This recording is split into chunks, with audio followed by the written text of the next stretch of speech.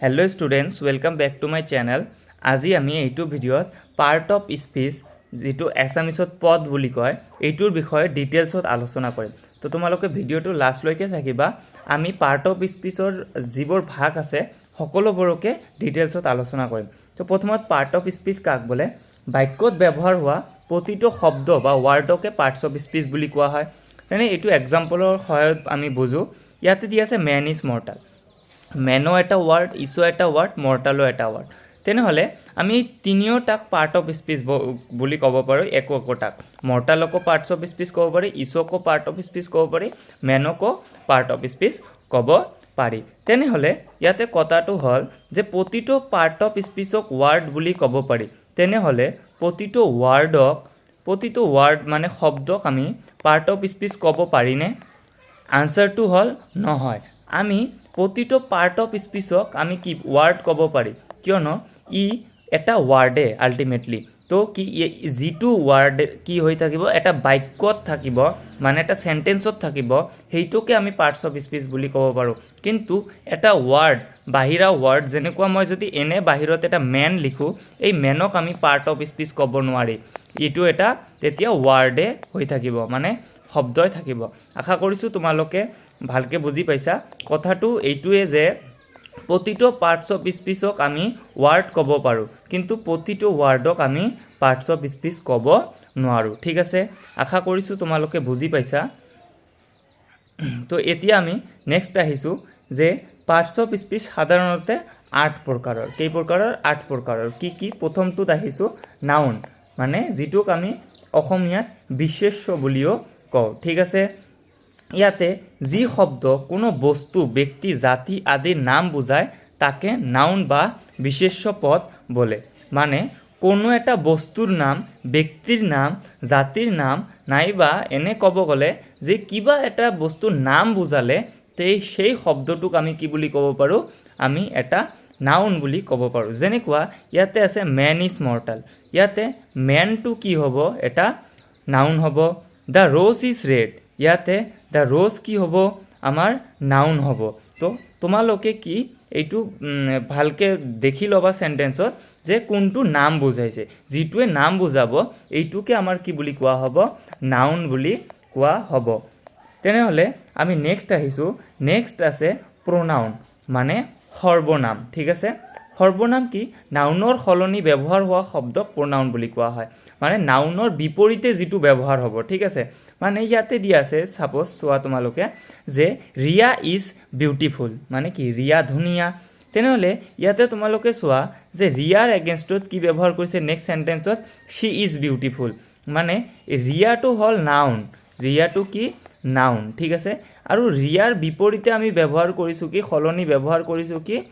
শ্বি, মানে শ্বীটো হ'ব কি? প্ৰনাউন। তো এনেধৰণৰ শ্বি, হি, দে এনেকুৱা ধৰণৰ যিবোৰ ৱাৰ্ড থাকে এইবোৰকে আমি প্ৰনাউন বুলি কওঁ। ঠিক আছে, আশা কৰিছোঁ তোমালোকে বুজি পাইছা। তো নেক্সট আহিছোঁ আমি এডজেক্টিভ। তো এডজেক্টিভ কি? বিশেষণ। এতিয়া এডজেক্টিভ কি? যি শব্দৰ দ্বাৰা নাউন বা প্ৰনাউনৰ দোষ গুণ বুজায় সেই শব্দবোৰক এডজেক্টিভ বোলে। মানে যি শব্দবোৰৰ দ্বাৰা কি নাউন বা প্ৰনাউনৰ দোষ গুণ বুজাব। যেনেকুৱা ইয়াতে নাইচ মানে সুন্দৰ, ফলছ মানে মিছা, ব্ৰেভ মানে সাহসী, অনেষ্ট মানে সৎ। এতিয়া এক্সাম্পলৰ সহায়ত আমি দেখোঁ কেনেকুৱা এইটো। He is a good boy. তেওঁ এজন ভাল ল'ৰা। তেওঁ এজন কেনেকুৱা ল'ৰা? তেওঁ এজন ভাল ল'ৰা। গুড, তেনেহ'লে এই গুড যিটো হ'ব, গুডে কি কৰিছে?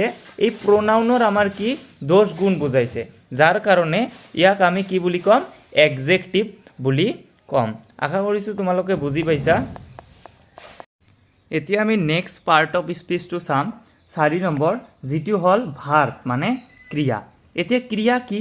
যি শব্দৰ দ্বাৰাই কোনো কাম কৰা বা হোৱা বুজায় সেই শব্দবোৰক ভাৰ্ব বুলি কোৱা হয়। কৰা বা হোৱা, যেনেকুৱা ফ্লাই মানে উৰা, প্লে মানে খেলা, আৰু এনেকুৱা ধৰণৰ যিবোৰ আছে যিবোৰ কোনো এটা কাম কৰা বা হোৱা বুজাব। যেনেকুৱা ইয়াতে এক্সাম্পল চোৱা, দ্য বাৰ্ড ফ্লাইজ, চৰাইটোৱে উৰে।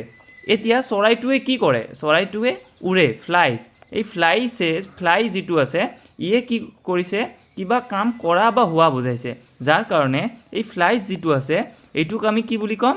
ভাৰ্ব বুলি ক'ম। ঠিক আছে, বুজি পাইছা তোমালোকে নেক্সট আছে দ্য বয় প্লেছ ল'ৰাটোৱে খেলে তো ল'ৰাটোৱে কি কৰে ল'ৰাটোৱে খেলে প্লেছ মানে খেলা তেনেহ'লে এই প্লেছ যিটো হ'ব এইটো কি হ'ব ভাৰ্ব হ'ব এনেকুৱা ধৰণৰ যিবোৰ শব্দই কোনো এটা কাম কৰা বা হোৱা বুজায় এই সকলোবোৰ শব্দকে আমাৰ কি বুলি কোৱা হ'ব ভাৰ্ব বুলি কোৱা হ'ব ঠিক আছে তোমালোকে এইখিনি কথা মনত ৰাখিবা এতিয়া আমি নেক্সটটো পঢ়িম নেক্সটটো আছে আমাৰ এডভাৰ্ব মানে ক্ৰিয়া বিশেষণ এডভাৰ্বৰ অসমীয়া ক্ৰিয়া বিশেষণ এইটোৱে আকৌ কি যি শব্দই ভাৰ্ব বা এডজেক্টিভৰ গুণ পৰিমাণ সময় ইত্যাদি বুজায় আৰু সিহঁতৰ বৈশিষ্ট্য প্ৰকাশ কৰে সেইবোৰ শব্দক এডভাৰ্ব বোলে ইয়াৰ মানেটো কি মানেটো হৈছে যে ভাৰ্ব যিয়ে কোনো এটা কাম কৰা বা হোৱা বুজায় আৰু এডজেক্টিভ যিয়ে আমাৰ কি নাউন আৰু প্ৰনাউনৰ দোষ গুণ বুজায় ইয়াৰ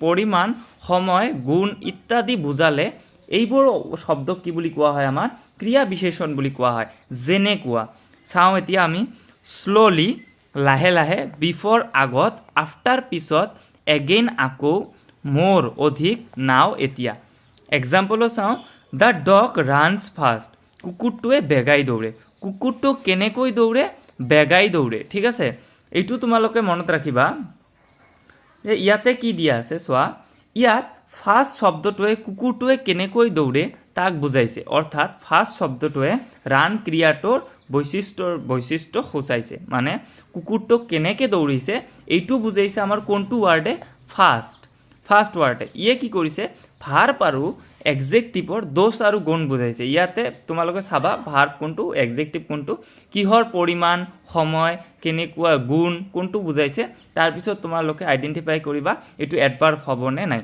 তো এনেকুৱা ধৰণৰ যিবোৰ শব্দ আছে যিয়ে ভাৰ্ব নাইবা এডজেক্টিভৰ গুণ পৰিমাণ সময় বুজাব এইবোৰ শব্দকে আমাক কি বুলি কোৱা হ'ব এডভাৰ্ব বুলি কোৱা হ'ব তাৰপিছত আহিছোঁ প্ৰিপজিশ্যন কি সম্বন্ধ সূচক অব্যয় ইয়াৰ নামতে আমি গম পাই আছোঁ সম্বন্ধ মানে সম্বন্ধ সূচাই এতিয়া কাৰ লগত সম্বন্ধ সূচায় এতিয়া ডেফিনেশ্যনটো চাওঁ যিবোৰ শব্দই নাউন বা প্ৰনাউনৰ আগত বহি আন শব্দৰ লগত সম্বন্ধ দেখুৱাই তাক প্ৰিপজিশ্যন বোলে যেনেকুৱা কাম উইথ মি ঠিক আছে ইয়াতে কোনটো সম্বন্ধ দেখাইছে উইথ ঠিক আছে কাম আৰু মিৰ মাজত কি আছে উইথ আছে ঠিক আছে তেনেহ'লে মিটো কি এটা প্ৰনাউন কাৰণ নাউনৰ কিহত বহিছে তো এইটোৰ আগত বহিছে আমাৰ কি এইটো এটা প্ৰিপজিশ্যন তাৰপিছত আছে আই শ্বেল গ' টু দিল্লী ইয়াতে কি আছে গ' আৰু দিল্লীৰ মাজত টু আছে এইটো প্ৰিপজিশ্যন হ'ব ঠিক আছে তোমালোকে দেখিবা কোনটো শব্দই দুটা শব্দ বা আমাৰ কি বাক্যৰ মাজত বহিয়ে ইয়াৰ সম্বন্ধ সূচাইছে এইবোৰ শব্দ আমাৰ কি বুলি কোৱা হ'ব প্ৰিপজিশ্যন বুলি কোৱা হ'ব আমাৰ কিছুমান প্ৰিপজিশ্যন হ'ল about after before at by for from into near to up upon within ইত্যাদি তোমালোকে এইখিনি মনত ৰাখিবা এইবোৰ যদি আমাৰ কোনোবা বাক্যত থাকে তোমালোকে গম পাবা এইটো এটা কি প্ৰিপজিশ্যন ঠিক আছে তো নেক্সট আমাৰ কি দিয়া আছে কনজাংচন মানে সংযোজক অব্যয় ইয়াতে যি শব্দবোৰে দুটা বা তাতকৈ অধিক শব্দ বা বাক্য লগ লাগি সেই শব্দক কনজাংচন বোলে মানে দুটা বা তাতকৈ অধিক বাক্য বা শব্দক একলগ লগায় যেনেকুৱা ধৰণৰ ইফ মানে যদি চ' মানে সেইকাৰণে বাট মানে কিন্তু দেন মানে এতিয়া বিকজ মানে কাৰণ এণ্ড মানে আৰু তেনেহ'লে ইয়াতে এক্সাম্পল এটা চাওঁ Babita and Lalita are two sisters ঠিক আছে ইয়াতে ববিতা আৰু ললিতাৰ মাজত এণ্ড আছে মানে এণ্ডে কি কৰিছে ববিতা আৰু ললিতাৰ মাজত কি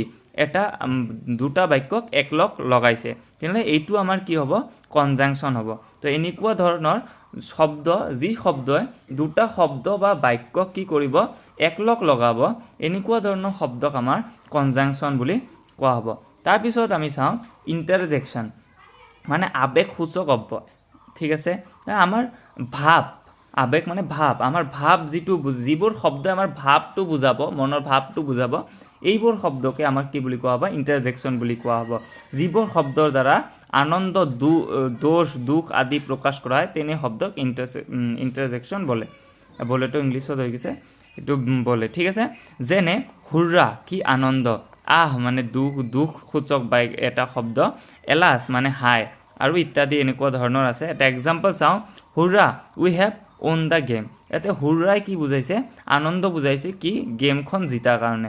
ঠিক আছে, তো মই আশা কৰিছোঁ তোমালোকক ভিডিঅ'টো ভাল লাগিছে। যদি ভিডিঅ'টো ভাল লাগিছে ভিডিঅ'টো এটা লাইক আৰু চেনেলটো ছাবস্ক্ৰাইব কৰি দিবা।